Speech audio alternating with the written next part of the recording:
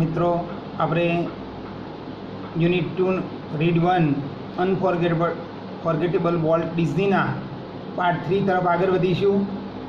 The rest is a history. Walt's mouse Mickey celebrated his 40th birthday in 1968 and happy 40th it was. ત્યાર પછી એમને જે ઓસ્વાલ્ડ the rabbit માટે જે ઘટના બની ત્યાર પછી એમને માઉસ મારી બનાવવાની સિરીઝ બનાવવાની વાત કરી અને કહે છે the rest is a history. ત્યાર પછી તો જે એમને કામ કર્યું એ એક ઇતિહાસ બની ગયો. વોલ્ટ્સ માઉસ મિકી, વોલ્ટ્સના માઉસનું નામ એને શું રાખ્યું છે? મિકી. એટલે આપણે જેને મિકી માઉસ કહીએ છીએ. Walt's mouse Mickey celebrated his 40th birthday in 1968. 1968માં એને 40મો એનો જન્મદિવસ ઉજવ્યો, એટલે કે એ વખતે એને 40 વર્ષ થયા. And happy 40th it was. અને 40 વર્ષ કેવા હતા?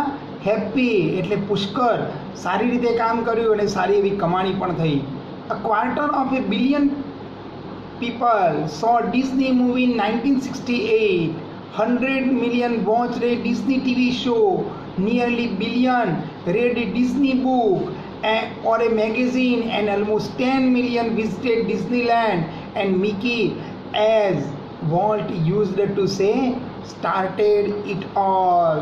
તો અહીંયા મિલિયન એટલે 10 લાખ. તો A quarter of billion people saw a Disney movie in 1968. 1968 સુધીમાં એમ કે ક્વાર્ટર ઓફ બિલિયન, 1/4 કરોડ લોકોએ જોઈ લીધી હતી. 100 million watched the Disney TV show. અને ટીવી શો જોનાર કેટલા હતા? 100 million લોકોએ ટીવી શો જોયો હતો. Nearly billion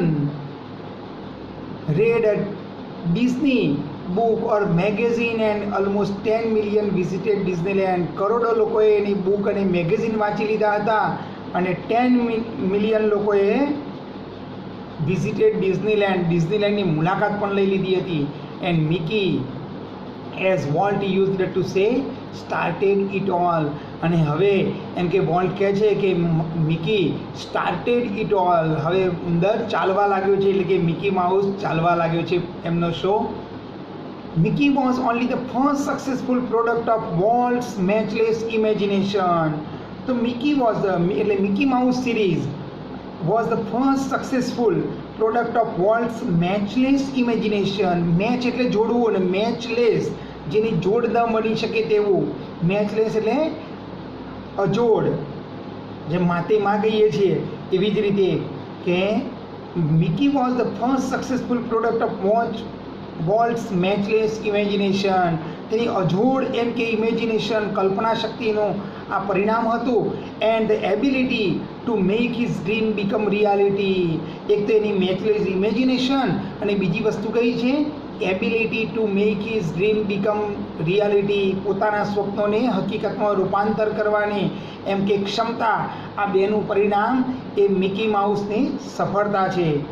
it was an ability he could turn on for any occasion. અને આ જ પ્રકારની ક્ષમતા દરેક ઓકેઝન, દરેક પ્રસંગેની રહેતી હતી. લાર્જ ઓર સ્મોલ, નાનો પ્રસંગ હોય, નાનું કામ હોય કે મોટું હોય. Once when my son Roy Edward had the mislees. આપણે રોય કહે છે કે એનો ભાઈ એના દીકરાને એમ કે જ્યારે એમ કે મિસલીઝ એટલે ઓળીનો રોગ થયો હતો, જેને આપણે અછબડા કહીએ છીએ. રોય એડવર્ડ એનું નામ છે, એટલે કે વોલ્ટના ભત્રીજાનું નામ શું છે? Roy Edward. એને મિસલીઝ થયેલો હતો. Walt came and told him the story of Pinocchio. અને એ સમયે વોલ્ટ એના ઘરે ખબર પૂછવા ગયો હશે અને એને એ વખતે પિનાચિયોની સ્ટોરી કીધી. Which he was making at the time, કે જે એ વખતે તે સિરીઝ નવી બનાવી રહ્યો હતો. When Walt told a story, it was a virtuoso performance. અને વોલ્ટ જે વખતે સ્ટોરી કહેતો હતો એટલી એમ કે વર્ચ્યુસો એટલે માસ્ટરલી, ઘણાની વાત કહેવાની પણ માસ્ટરી હોય તેવી સરસ રીતે એમ કે એની વર્ચ્યુસો પરફોર્મન્સથી એને વાર્તા કીધી કે હિઝ આઈઝ, એટલે હિઝ એટલે Roy AdWords eyes riveted His eyes riveted his listeners, his moustache twisted expressively, his eyebrows rose and fell, and his hand moved with the grace of musical conductor. તો એના જે રોય એડવર્ડને જ્યારે સ્ટોરી કહેતો હતો volt, ત્યારે કેવી રીતે કહેતો હતો કે his eyes riveted mean concentrate કોઈ ધ્યાન કેન્દ્રિત કરીને વાર્તા કહેતો હતો એના લિસનર સામે. His eyebrows rose and fail, આંખની ઉપરની જે ભ્રમર છે ને આપણે આઈબ્રોઝ કહીએ છીએ, આઈબ્રોઝ એમ કે ઉપર નીચે થતી હતી. હિઝ મૂછ ઇઝ ટ્વિસ્ટેડ, એની મૂછ હતી તે ટ્વિસ્ટેડ, મૂવ શાર્પલી, બોલતી વખતે જેમ મોઢાનો આકાર બદલાય એવી રીતે મૂછો પણ આકાર બદલતી હતી.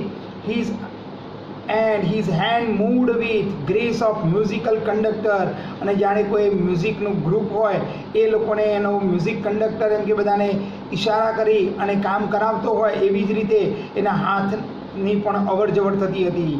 Young Roy was so wide-eyed at the Walt's graphic telling of the fairy tale that he forgot all about his misleads. Young રોયને, નાના રોય છે એ રોયને એમ કે એવી રીતે આ વાત સાંભળી રહ્યો હતો, વાઇડ આઈડ, આંખો પહોળી કરીને એટલી બધી રીતે સાંભળી રહ્યો હતો. શું કરી રહ્યો હતો?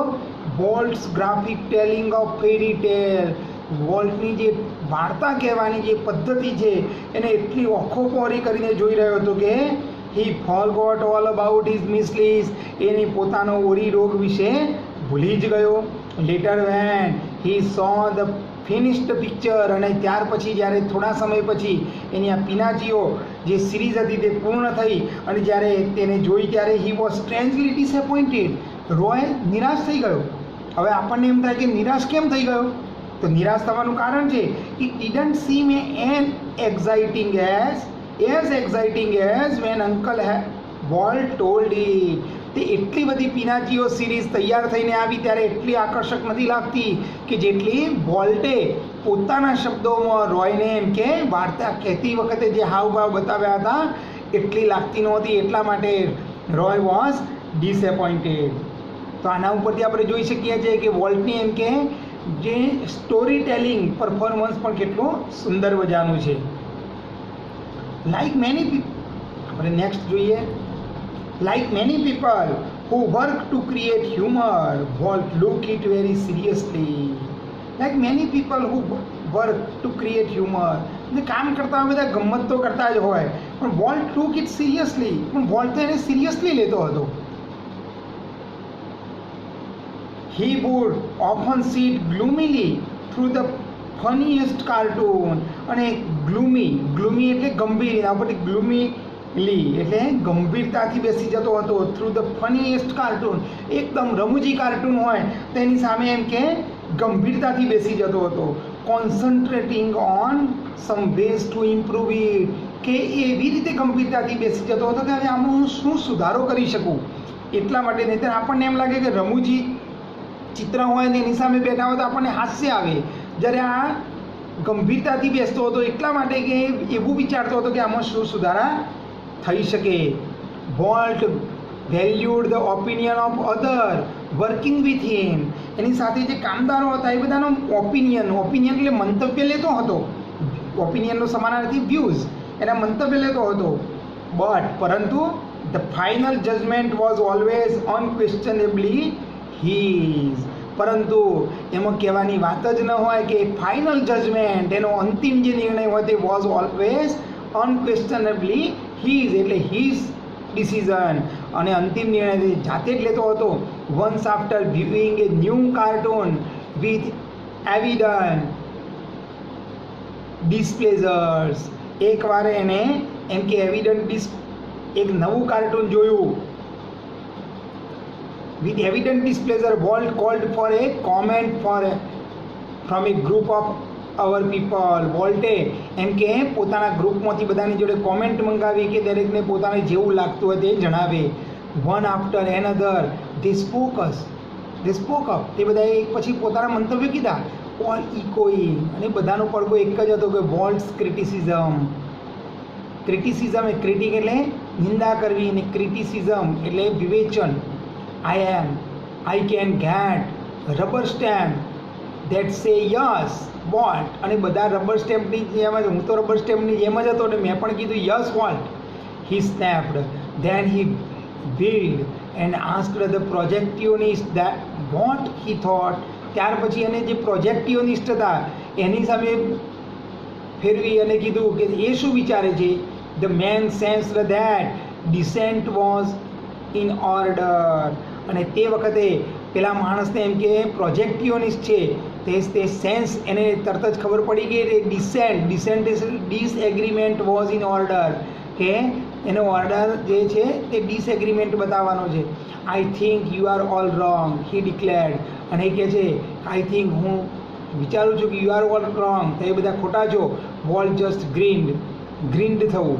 ગ્રીન થવું એટલે સ્મિર્ક, સ્માઇલ, કટાક્ષમાં અટહાસ્ય કરે છે. અને શું કહે છે, you stick to your projector. A suggested, અને પ્રોજેક્ટરને કહે છે તું તારું પ્રોજેક્ટર ઉપર જ ચોંટી રહે એટલે તું તારું કામ કર.